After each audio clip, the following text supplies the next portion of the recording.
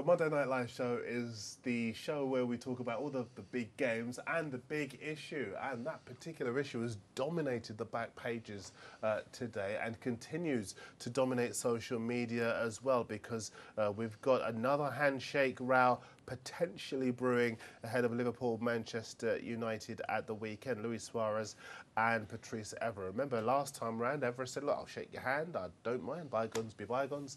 And Suarez said no, didn't want to shake his hand. I know Flash Gordon Watson feels very strongly about the issue, and during the break we were still talking about it. Flash.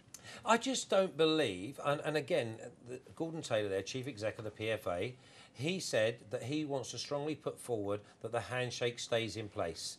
Now, ask the players, and let's see it out in the open, because nearly every single player that I've spoken to think it's an absolute nonsense, and as soon as one person doesn't shake the hands, there's a massive issue. Gordon, take away the issues. Are these ex-players? I mean, these players. Current players. Current players. I mean, could you name any names or say any? Well, no, give any clues as to who? I would say to you that I spoke to about 15 or 20 players currently playing, and they all think it's a nonsense. Well, yeah, but you see, this is the problem that I have with players, and I'm going to be. I'm going to call this players are cowards. It's all very well in the background saying I'm against it. Every single match we see, we'll soon find they out. shake hands. There's going to be a vote, and but they shake hands. If you don't like it, don't shake hands. Well, no, because you've just heard. Every single match but we you've see, just heard the Gordon only Taylor. 4 people we saw this weekend who didn't. Sorry, the 4 people. Luis, Ferdinand, 5 people because Park didn't shake Terry's hand as well. But 5 people out of how many people playing in the Premier League? All of these players you say who and that's where the issue comes about. Why are they still shaking hands? Because they're told to. Well, you just heard the chief exec saying that I will suggest, and with in agreement with the clubs, so the clubs are then telling them what to do. Okay, so he suggests. Well, he just said it's a democratic society we live in, so ask them individually. And if you have, for me as a group, if you have 1 or 2 that don't want to do it, then that's enough. You see, the majority think it's a nonsense anyway. What strikes me about footballers? What does it gain shaking the hand? This is what strikes me about footballers. Their backs get up when people say the Olympics are such a good example and show football so much about how I don't see no 100-metre runners shaking hands before the gun goes off. Oh, come on, but they show respect for each other. I cannot believe we are continuing to have such bad blood and such heated debates about a simple handshake. Well, again, you said it, and yet it's on the back pages all the time. No. And I think it should be on the back pages. It's a big I don't think we should run away from it, and I don't think we are spending too much time on it. This is exactly what we should be confronting, and football's got a shocking record of confronting difficult issues. And for me, I believe that this is something we should continue to focus on. I agree we should be focusing on it, but I also agree with Flash that I don't think they need to shake hands before the match. Fine, have the tussle. Because it doesn't add anything. Because it doesn't add anything. It's just purely going through the motions. So if that was the case, Wayne, why have we? What it's been going for 4 years now. Why has nobody said anything so far? I think. Why is it only as soon as we hit a speed bump, everyone says, "Oh no, let's just abandon it." Nobody wants to work through it. Because you know how the media works. We work in the media because it has to be an issue to magnify it in the first place. You could say the same about assistant referees, whatever. What are they doing? But until there's an issue, until there's a goal line, until there's a goal line decision, then it doesn't become magnified. Yeah, but see, look. I'm 100% with Gordon in so much as we can't just turn our backs on an issue because a few people find it difficult either to do or to see. And I can tell you this, as a black man, there comes a point where you have to decide how you deal with this. I would ask this, what is Anton Ferdinand's end game?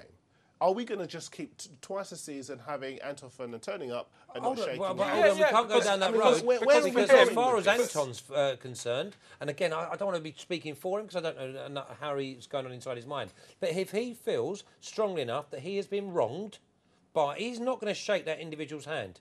And I don't blame him for it. I'm with him. I'm not saying he should be forced to. What I'm saying is this. But why is it? What I'm saying is this. Why is there an issue when he doesn't do it? No. What I'm saying is this. If I don't want to shake your hand as an opposing player, I don't see that as any reason to scrap the handshake. If you don't shake hands, don't shake hands. No problem for me. But it'll be on the back page of the papers. Well, it will be, but eventually it won't. eventually people will just move on. And that's the point I'm making. Eventually as you were saying, we work in the media, so we know something has currency, and then that currency begins to dissipate. And I think as far as this is concerned, people will just turn a blind eye to it, and it will stop being a statement. And that's my fear about this. I think this does need resolution, and I wonder if it may even need Anton himself to you come might have out hit and something. talk You about. might have hit something there. Then, if we live in a democratic, like the top man wanted to say, right? Then why castigate someone because they do not wish to do it? If it's a freedom society, if you want to shake hands, you shake hands. If you don't, you don't. You keep saying this. They do not wish to do it. They're doing it every week. If they do not wish, as an individual, if an individual doesn't wish to shake hands, then there should be no issue. Well, there isn't. But there is an issue. Because you could tell me the last 5 people not to shake anyone's hands in the last 3 seasons. That's how much of an issue there is. Yeah, you could name them. Nasri Gallas. No, but the problem is this. Yeah, Nasri Gallas, good point. Yeah. But Evra, Suarez. We have still continued with the handshake. Well, okay, and behind this whole issue, 145 years. I tell you what this handshake's been 4 years. I tell you what the difference is, right? There are 203 members within FIFA. This is a FIFA directive. No other country we have seen in mainstream Europe has this issue. You're making a good argument. I still don't agree with you, but you're making a good argument. If you were Richard Scudamore then, in these talks with Gordon Taylor tomorrow, what would you be saying to Gordon Taylor? I would say that we should continue with this handshake. I would say that I completely defend Anton Ferdinand's right not to shake the hand of somebody who he believes has disrespected him. But I do believe that just because he feels that way, it doesn't mean that other players who do want to be able to show their respect for other players, for their colleagues, that they should be denied the right to do that. And I think we should continue to push the whole concept of respect within the game. So Richard Scudamore, he has to be strong, he has to be vigilant, he has to be forget about the circus playing out around him and just say we're going to carry on with it. Absolutely. We've got it here. So what happened to the democratic vote of the players then? Yeah, Richard Scudamore's going to have a chat to the players, but this is what what I go back to. It frustrates me in a way because if the players, and we're not talking in this situation about Ferdinand and Evra, you're talking about the players in a wider context. Stand up and be counted. If you don't want to shake hands, say so. But they're not going don't whisper to Gordon Watson and say, I don't want to shake hands. Darren, come out and say so. They're not going to, are they? I mean, if you know, you agree with me? No, what I'm saying is they're not actually going to. Yeah, they're going to moan to Flash and say, "Oh, this is just nonsense." Then they're going to come out. The cameras on them. Of course, they're going to shake the hand with everyone, unless there's some sort of big. It's the clubs have got to decide, and the clubs have got to be strong and said, "We've had a chat amongst the boys because it is about the boys." But it's not up to the clubs, Flash. You're blaming everyone else. Gordon Taylor said, opening line, we discussed with the clubs. Yeah, he said we discussed with the clubs, but he didn't lay it at the door of the clubs. He just said we discussed it with the clubs. Exactly. Well, then discuss with the clubs also about the boys that actually want to do it. And then if there's any fraction that doesn't want to do it, otherwise you're going to get 5 or 6 walking down the line. You're not going to get 1 or 2 players in the team. Oh no, I don't like handshake. I'm not going to do it. You're not going to get that on a training ground day. You might just. You're not going to get that. Well, if I was sitting in the dressing room, there's a camera if I was sitting in the dressing room, you wouldn't. What would you? So okay, I would say I don't want to shake hands. Of course I would. You're in a because I'm not going to be like railroaded into something I don't want to do, and I think it's pointless. That's not my point. My point is this, because we've established. None of us believe Anton Ferdinand should be forced to shake the hand of John Terry. I don't think any individual should be. I don't think any individual should be, and we're all agreed on that. We've got to make that very clear, because I don't want that to be misconstrued. Yes. However, this whole idea of scrap the handshake, that for me is a massive cop-out. And this whole idea of all these players, if you were to put it to a vote, they'd all say, no, scrap, we don't want the handshake. Where are these players? Why are they whispering in the background and not coming forward and saying something? It's no good me, you, or Wayne speaking about it. We just heard from Gordon Taylor that it's a democratic vote, so now, hopefully, he will go round and ask the players. I want to ask you something. Right. Would you have shaken the hand of the player who broke your leg? I did. Thank you. Case closed. Before the match or after? Case closed. No, about a year and a half later in court. But would you have shaken it on the pitch? No, of course I wouldn't have done. Well, why did you shake it in court then? Because I had about 18 months to reflect. I couldn't change anything that happened before, and I felt that I was a bigger man shaking his hand than I would have been a child if I hadn't. So that is a really, I mean, it sounds patronising really to say, but from what you say, but they appear to be all the reasons why, yeah. Say, for example, Patrice Evra offered his hand to Luis Suarez, because he would have thought about things in the same way that you do. Yeah, but listen, mine was a totally different situation. Someone basically nearly ended my career, right, and wronged me, right? I shook his hand, he offered it to me, and I was the bigger man by accepting it. It would have been too easy for me to just be petulant and say no. But we're talking about before the game and after the game. Yeah, I didn't shake his hand before the game. Yeah, but because that wasn't the directive in place at the time. Yeah. If there was a game, I mean, cause obviously you wouldn't have been playing, but because you're out. Oh, well, yeah, well, no, let's put it this way. I played in 2 games when I was coming back with Hartlepool. Yeah. One, he didn't play, the opposing player. And the second game, well, we've never played on the same pitch again. And there is absolutely no way on this earth I would have shook his hand. So you shook his hand in court? No, exactly. But on the field of play?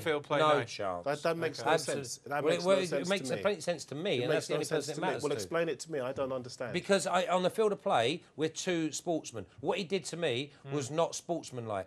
In the court of law, I was a human being, and I took that stance. I'm still struggling to understand well, you would that because you're not a sportsman. Well, yeah, but no. Flash. Touche. I give you that. But you know, for somebody, and there are lots of people watching who can't understand that as well. If you're not going to shake somebody's hand, you're not going to shake their hand, whatever the context, whatever the place, whatever the situation. So why in court and not on the pitch? Well, as I've just said, I don't want to keep repeating myself, I felt that I was the bigger man by doing it when I did it. But again, whether... So the sporting scenario was just unpalatable for you. Of course, still now. I mean, if you saw him now, at a function. No, I wouldn't have. He wouldn't even exist to me. Okay, so you wouldn't. If I wouldn't acknowledge him. I wouldn't acknowledge him. And look, you're doing a good job of explaining where you come from. No, but I don't buy it. Yeah. I'll be honest with you. I don't buy it only because. Well, it's 100% genuine. So well, no. But if you look at the Ferdinand situation quite clearly, and we're aware of this from working with Evra, we are aware that Ferdinand has no intention, whatever the time, whatever the place, whatever the situation, of shaking hands with John Terry. Yes. Or Ashley Cole. Or Ashley Cole at all. So you're arguing and you're defending their right to take that stance. And without a doubt, 100%. Having had your livelihood curtailed by somebody's tackle, which I would argue probably in your situation is on a par with, or probably more. If you look at things in relative terms, it probably had as deep an impact, if not more. Oh yeah, more. Yeah. Well, again, and obviously mental terms over the course of, because my career was obviously cut short at such an early age, but. I made a decision from a man and from a position of maturity that I felt that I could shake his hand in a court of law, and that was it. I was on the pitch, being the sportsman. I was no way. There's no way. I reckon I would have been in danger of getting a red card if we'd have played on the same pitch again. I think that you looked at things as a young player. I don't know, Luis. You were giving me an insight into your own feelings, and I can't begin to pontificate on that. But I just think that if I look at the way Evra offered his hand to Suarez, I wonder if there was a degree of maturity. I don't want to say use that word, because then that implies that Ferdinand is immature, and that's not the case at all. I think that Evra felt that he knew that Suarez weren't going to shake his hand, so he was playing pantomime that he would offer anyway. I don't agree with that. I don't ask you to agree. I don't agree with that. I'm telling you now, I don't agree with that. It's far too situation to mess around with. I think he genuinely offered his hand. You look at his face when Suarez doesn't shake his hand, there is genuine shock there. I don't think that he expected look. It was. Darren, do you think? I mean, obviously, as journalists, we know how these are huge stories and they're going to dominate and be talking points. But do you think it's all become? I mean, I don't think it should have started in the first place. The pre-match handshake. It's just a bit of a circus. It's just so. I don't agree with it. I don't agree. I don't agree, unnecessary. Wayne. But they can. Why is it not sufficient to shake hands after the match with your opponent after going hammer and tong for 90 minutes? Why is that? And then shaking hands. I'll tell you what it is. Why is that not sufficient? For me, I think it's a principle. And the principle for me is that whenever football's like a juggernaut, and as soon as it comes to a speed bump, it will go a different direction instead of going over it. And that's always been the case. And I know I've been in journalism because of for weak 12 administration, years. You think? Well, not so much because of weak administration, because of media, because of fans, because of players, because of exactly what you described. Players will say one thing in private, as we all know, but they will not have the cojones to stand up in public and say something else. Their true feelings.